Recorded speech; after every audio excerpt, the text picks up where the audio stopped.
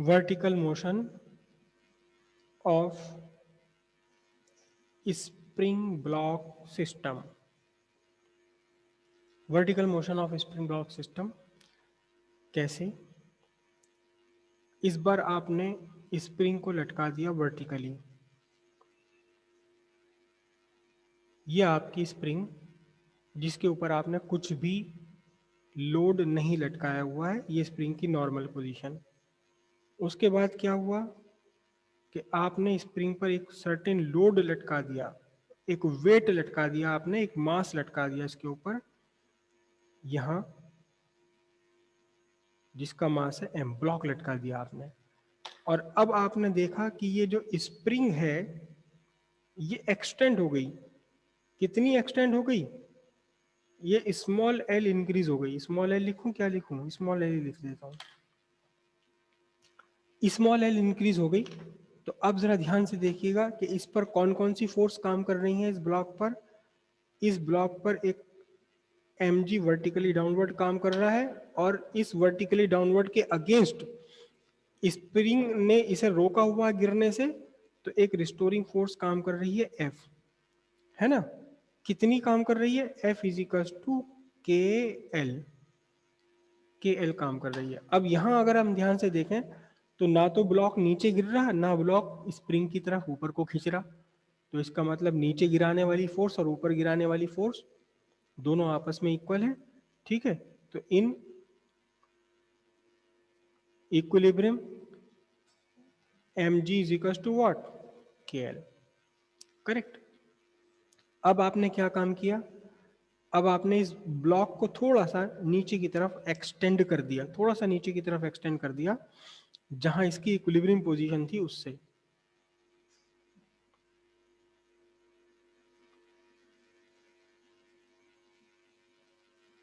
ये ब्लॉक आपने यहां नीचे की तरफ एक्सटेंड कर दिया।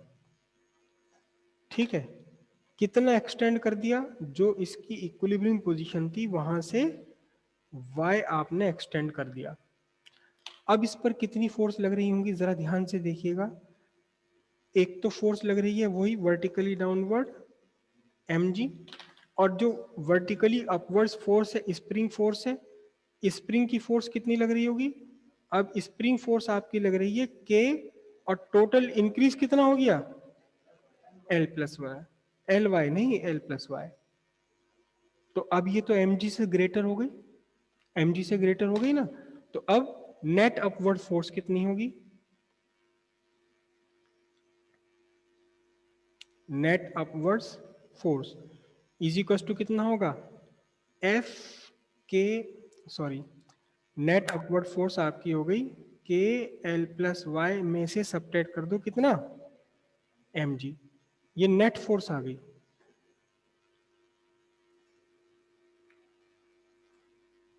ये नेट फोर्स बन गई आपकी। इसे ब्रैकेट को ओपन करें।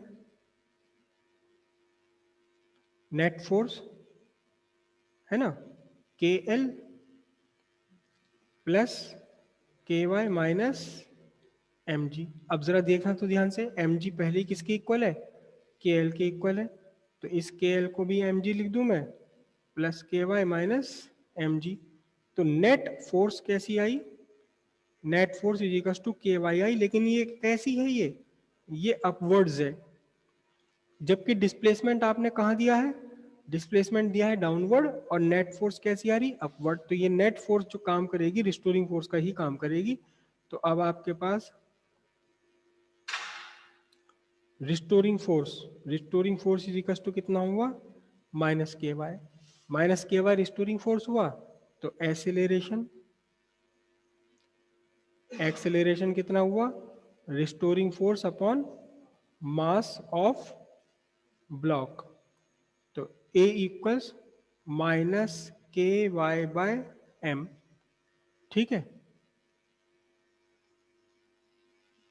फॉर अ गिवन ब्लॉक,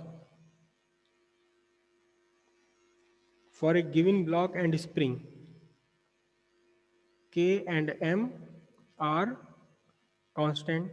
तो acceleration directly proportional minus Y हो गया। हेंस क्या लिखेंगे आप?